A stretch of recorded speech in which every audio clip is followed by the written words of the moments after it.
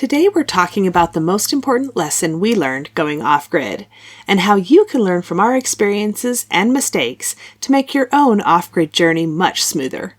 We'll talk about changing your expectations about power, thinking differently about electricity to find alternatives, and modifying the way you live to make your power system serve you in the best way possible. Hey friends, welcome to the Get Goatwise podcast. Are you longing to raise goats and other animals for food but don't know where to start? Do you want to be more self-sufficient and less dependent on the grocery store? Do you wish you had a mentor to walk you through raising livestock? Hi, I'm Millie, animal scientist, cattle girl turned goat rancher, co-owner of Dry Creek Livestock, and simple living enthusiast. For 15 years, I've been on a mission to raise all of our own meat, eggs, and dairy.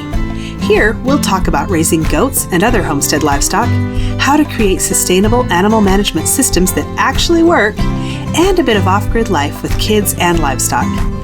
If you're ready to take control of your food supply, raise livestock with confidence, and provide your family with the most nourishing meat, eggs, and dairy available, you're in the right place. Kick off your muck boots, pour a cup of coffee, and let's talk livestock.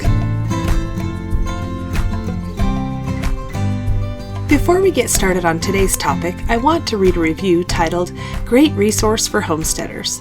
Anna writes, I have always been a city girl growing up, so I find Millie's story of how she and her family came into their current homesteading situation truly fascinating. It is obvious that she has much wisdom and pearls of wisdom to share, so tune in. Thanks, Anna. If you'd like to leave a review on Apple Podcasts, scroll down to Ratings and Reviews, click on the purple words, Write a Review, then give me stars and tell me what you think. I'd love to hear from you, and you might just hear me share your review on the podcast. Here's what's happening on the ranch. We had an epic rainstorm last night. I don't know how much we got, but it was a lot. It came down fast and it was running in streams, and a little bit even ran into the barn. But it's been dry here, and the ground needed a drink, and it has sucked it all up. So we're very grateful for that. We're starting to have customer visits where people are coming to look at the goat kids to purchase as either bucks or replacement does for their own operation. So that's fun. 4-H Livestock Club meetings are heating up. We had, I believe, 16 kids here this week, all practicing showing and fitting, and it was so much fun. I think we have 3 more meetings until County Fair, so that will keep us busy for quite a while. We are about to take a short break in the fence business and continue on with some building projects. That's exciting. All right, on to today's topic. I get a lot of questions about living off-grid and meeting our power needs, so I'm excited to talk about that today, and also how providing our own power affects our livestock management. I think there's a general assumption that when you live off-grid, you'll do one of 2 things. You'll either live like a caveman with little to no electricity available, or you'll replace your current power usage with alternative power sources and live like nothing is different from your on-grid life. We had some unexpected circumstances with our builder, so we've spent 2 years in a temporary off-grid living situation, and that's given us time to really evaluate what we actually want and need, and what's the best investment of our hard-earned money. So here's what we're doing currently. We have solar generators. We have 4 Jackery Explorer 240s, they're pretty small, and a Patriot Power solar generator. We use those to charge computers and devices, run the satellite internet, TV and DVD player, recharge lanterns, and run things like fans. And the girls can use them to heat up their flat iron for their hair. We also have regular generators. In the evening for a couple of hours, we run the generators to top off the charge on the solar generators. And then we use them for short-term use. This is typically for high-demand things like the air compressor, welder, or tools for construction, kitchen appliances like my stand mixer, blender, or food processor. Our printer has a pretty high demand, and since we homeschool, we need to be able to run that. And sometimes we power the AC in the camper, but not often. We also have a generator at the barn to run the calf warmer in the winter and the kids' equipment they use with their 4-H livestock, like clippers and blowers. There's a shift in how you think about power when you do this, especially solar. You use most of your power during the day when the system is storing power, and you reduce use after sunset to keep from running out of power in the night. Here's what we don't have set up yet. The biggest thing that we don't have set up is a place and power source for our meat freezers, but that's in the works. The freezers will have a place in the building we're currently working on, and we have already purchased the solar to run those freezers, so I'll be very excited when that project is complete. For refrigeration right now, we have a propane fridge and freezer, which works great and meets our needs. The solar system that will run the freezers is small, but so are our power demands now. It should run most, if not all, of the things we are currently using the generator for. Laundry is another thing that I'm not doing here right now. I go to the laundromat twice a month for a few hours and get it all done at once. I'm grateful that we have a really nice laundromat just 30 minutes away, so it's not a chore I dread, and sometimes it's a nice break from the regular routine. We are planning to put a washing machine in sometime, but I don't think we'll do a dryer again. We've actually been without a dryer for over 4 years, and when I saw how our propane and electricity use went down when it broke, I decided I didn't want another one. A clothesline works fine, and a drying rack by the wood stove in the winter is great. For now, doing laundry in town works for us.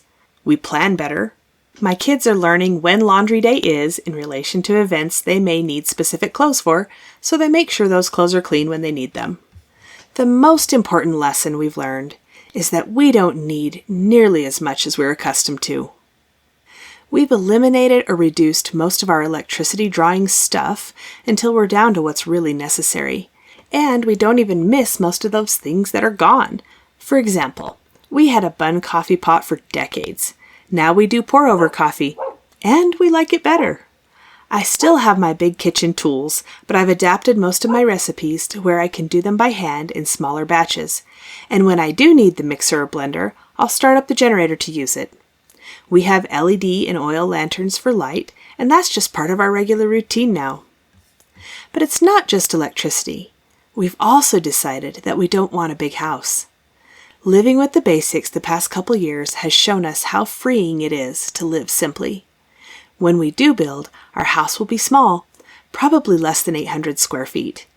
It takes a lot to maintain a big or even moderate-sized home.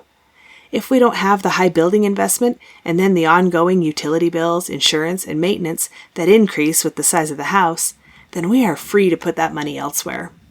When it came to the livestock off-grid, the biggest challenge was dealing with kidding in winter.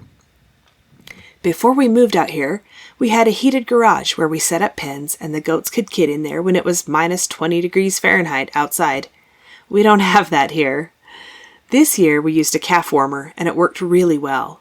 Almost every kid had to be put in there to get dry and stay warm, so that was a lot of work, especially on the days when we had more kids than would fit in it. We ran a small generator to power the calf warmer. We won't be kidding in January anymore now that we've sold the show goats, so hopefully we won't need to use it as much, but I'm glad we have it, and I'm glad we went through kidding last season figuring it out. Other livestock-related power requirements would be electric branding irons, disc butting irons, and clippers, and the generator is great for running those as they're usually short-term use. For barn lighting, we have solar string lights and LED lanterns. We may put in a small solar power system at the barn later on, but for now, this is working just fine. I talked about our water system in episode 9. It's solar powered and gravity flow and requires no other power. Check out episode 9 for the details on the water system. It's been an adventure to do things differently, to go against the grain, and to figure out ways to do things without instant access to power. When we need to purchase something, we're always looking for the electricity-free option of whatever it is we're shopping for. Overall, we think differently about power and the way we want to live. We question what we've been told we need, and especially those supposed needs that make us dependent on someone or something else.